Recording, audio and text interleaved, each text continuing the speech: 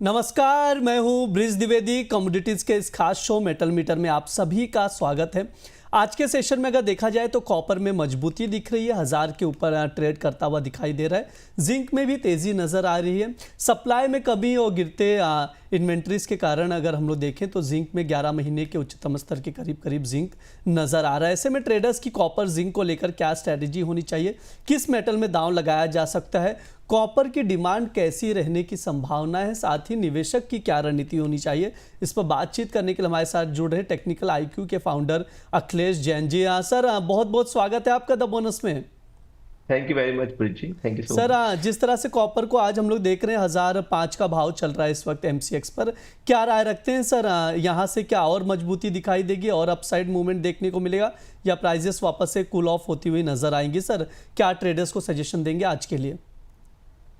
देखिए, अगर एकदम शॉर्ट टर्म या इमीडिएटली शॉर्ट टर्म इंट्राडे या एक दो दिन की बात की जाए तो हम देखेंगे कि जो कॉपर का व्यापार है वो 995 से लेकर 1015 यानी 995 से 915 सॉरी 1015 की रेंज में काम करा रहा है almost from the last 1 month.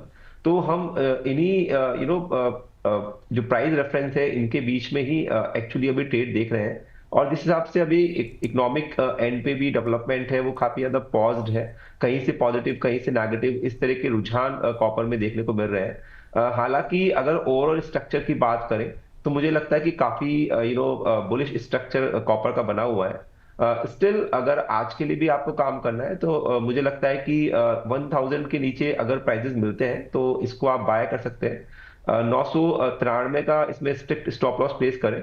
मुझे लगता है ग्रेजुअली जो भाव है 1012 से लेकर 1015 की रेंज में आज से कल के सत्र में देखने को मिल सकते हैं। सर, जी, एक बार ट्रेडिंग कॉल आप दोहरा देंगे जो आपने बताया? कॉपर को 1000 के नीचे आप बाय कर सकते हैं, 993 का एसएल प्लेस करें इसमें। और ऊपर में इसमें 1012 से लेकर 1015 तक के लक्ष्य आप देख सकते हैं। वहीं 1015 के ऊपर अगर बाजार निकलेगा तो वहां से फिर एक शार्प शूटअप ऊपर की तरफ देखने को मिल सकता है। जी जी। बिल्कुल। कॉपर में जो सर की राय निकल कर आ रही है वो 1000 के आसपास की खरीदारी, अभी 1005 के करीब ट्रेड कर रहा है, यानी 5 रुपए की गिरावट पर बाय ऑन डिप की स्ट्रैटेजी बनाकर आप कॉपर में खरीदारी कर सकते हैं। 1000 पर खरीदें, 1012 का पहला टारगेट रहेगा, 1015 का सेकंड टारगेट रहेगा। स्टॉप लॉस 993 का लगाकर चल सकते हैं। हालांकि अगर 1015 का लेवल टूटता है, ब्रेक होता है तो और अच्छा मूवमेंट देखने को मिल सकता है। सर, लॉन्ग टर्म व्यू क्या रहेंगे कॉपर के आपके लिए, आपके अनुसार? देखिए, लॉन्ग टर्म स्ट्रक्चर की बात करें तो हमने देखा था कि सितंबर 2024 में इसका एक हाई बना था 945-46 का। और फिर देन जब फर्दर यहाँ पर फ्रेश ब्रेकआउट हुए next year, almost next year 1 साल लगा, फ्रेश ब्रेकआउट हुआ 905-6 के ऊपर यहाँ पे कॉपर हमने आते हुए जैसे ही देखा, वहां से एक बार बहुत तेजी से एक रैली निकल के आई 130-40 पॉइंट्स की। मुझे लगता है कि जो ओवरऑल स्ट्रक्चर है अगेन बुलिश ही है। जैसे मैंने कहा कि 993 और इवन पोजिशनल स्टॉप लॉस रहे हैं तो 987, अगर प्राइसेस इन लेवल्स के ऊपर बने हुए रहते हैं तो मुझे लगता है कि 1 से 1.5 महीने के अंदर कॉपर का जो भाव है 1040 से लेकर 1065 की रेंज तक हमको देखने को मिलना चाहिए। तो जी बाय ऑन डिप्स की रणनीति रख सकते हैं। चाइना के एंड से जो डेटाज हैं वो भी कंपेरेटिवली पॉजिटिव है कॉपर को लेकर।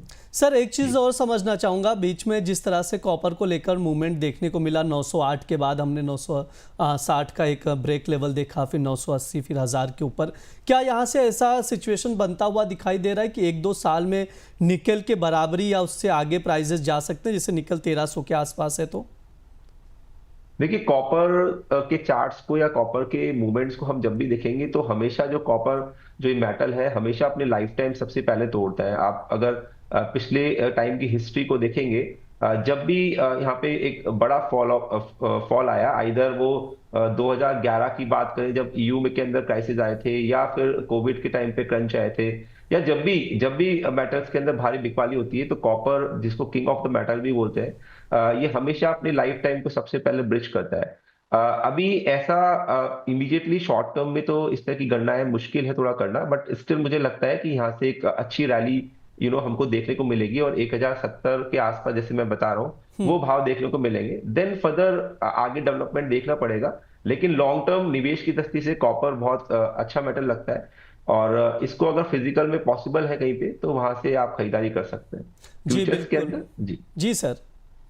हाँ, जिस तरह से सर कह रहे हैं इन्वेस्टर्स के लिहाज से भी खरीदारी करके चल सकते हैं। सर ऑलरेडी जो इन्वेस्टेड है उन्हें क्या करना चाहिए, प्रॉफिट बुक करना चाहिए या वेट ही करें अभी भी?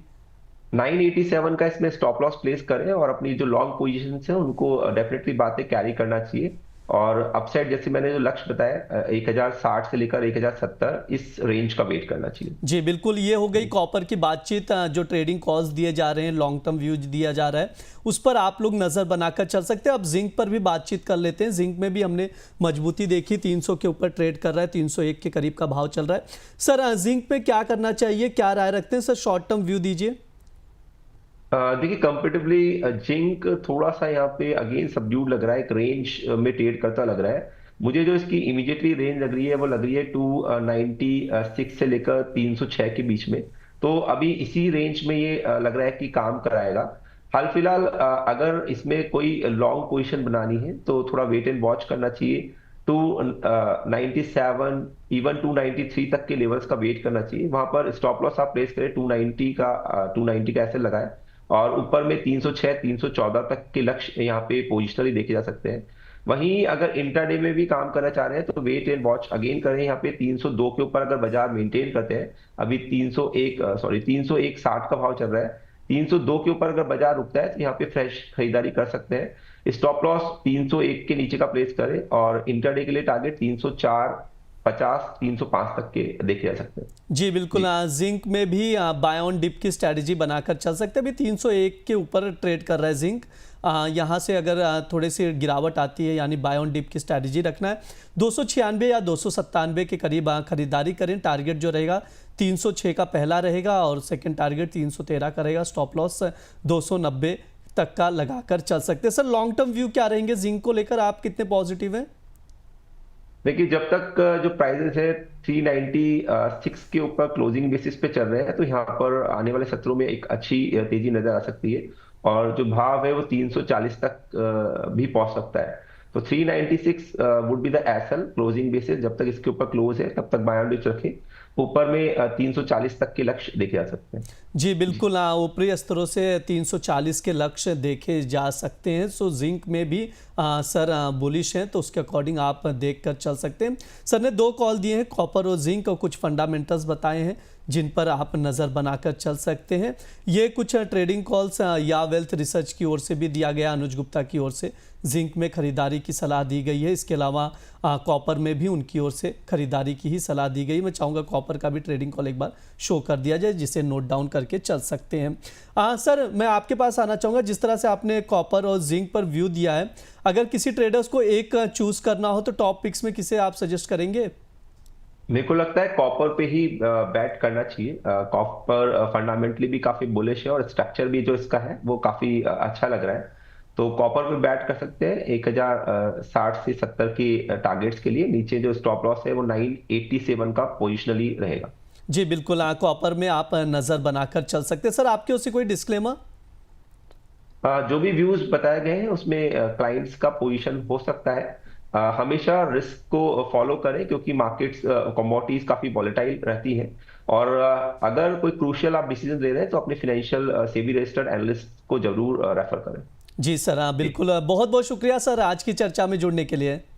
Thank you so much. Thank you. ये हमारा मेटल मीटर शो है। इस दौरान तमाम मेटल्स पर बातचीत की जाती है, फंडामेंटल्स बताए जाते हैं, कुछ ट्रेडिंग कॉल्स भी दिए जाते हैं जिन पर आप नज़र बनाकर चल सकते हैं। फिलहाल के लिए इस शो में इतना ही। आप लोग बने रहिए द बोनस के साथ। धन्यवाद।